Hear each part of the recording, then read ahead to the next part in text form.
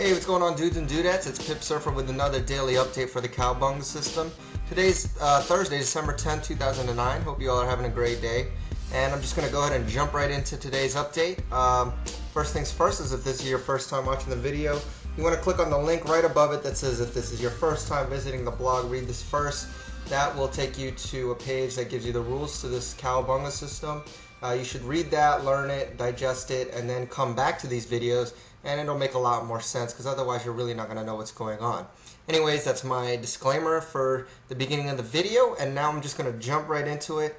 For those of you who aren't new to this, you know that I have my 15-minute and 4-hour chart open for the cable.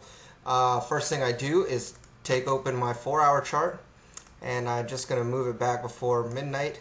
And you can see again our most recent trend change candle, if you've been following along for the past few days, was way back on the 3rd of this month, and since then we have not had any new trend change candles. This nice downtrend we're seeing since then, and so at the start of the day the trend was still down and we were still looking for short trades.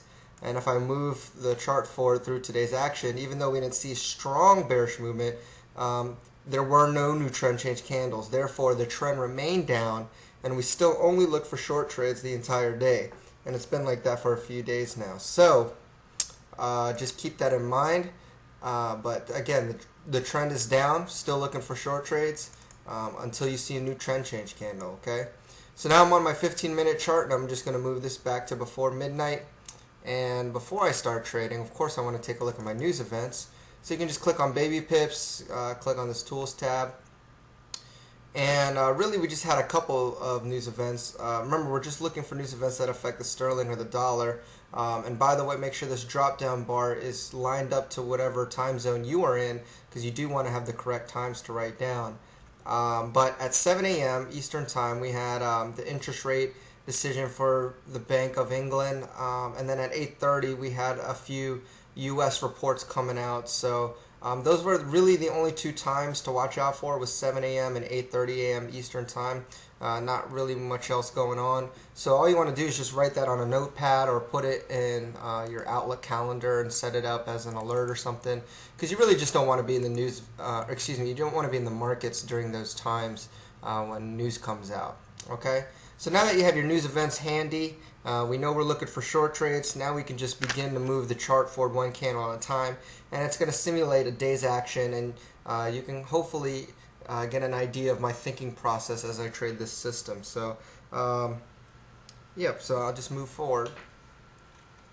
Start of our day. Remember, we're looking for short trades, and of course for a short trade I need to see a crossover to the downside, and I can't see that until price crosses up to the upside first. So we don't see that upside cross until 3:30. That means the price is retraced. Now I'm starting to pay closer attention because I know that we could possibly have a crossover to the downside.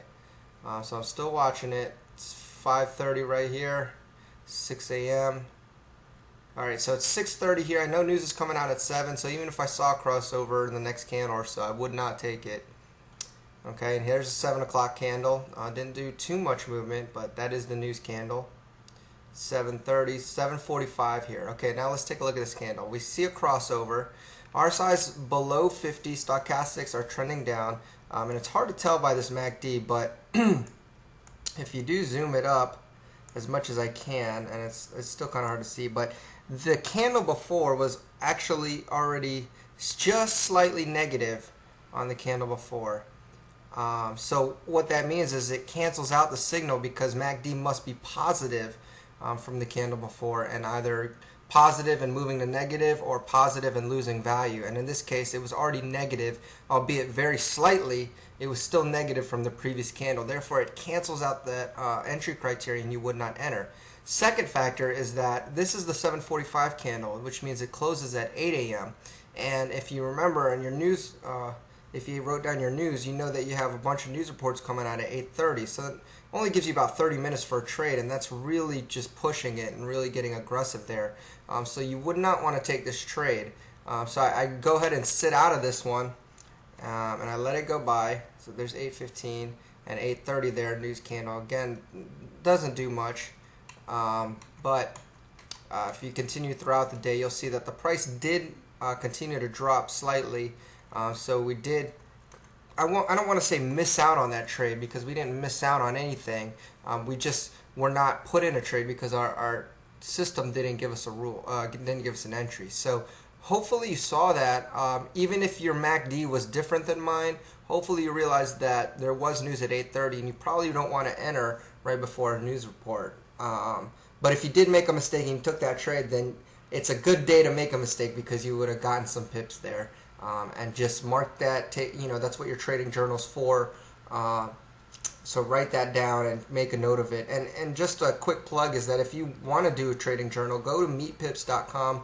I'm over there, and I post these videos in the blog and all the trades there too. It's a good way of keeping track of your trading, and really, if you're serious about it, that's what you want to do. So head on over to meetpips.com and register if you haven't done so already. Plus, you could see other people's trading and comments and kind of bounce ideas off of them. So it's a really good community site for traders just like you and me. So that's it for today. Again, if you have any questions, feel free to ask it in the blog or in the forums, and I'll try to answer them as best as I can.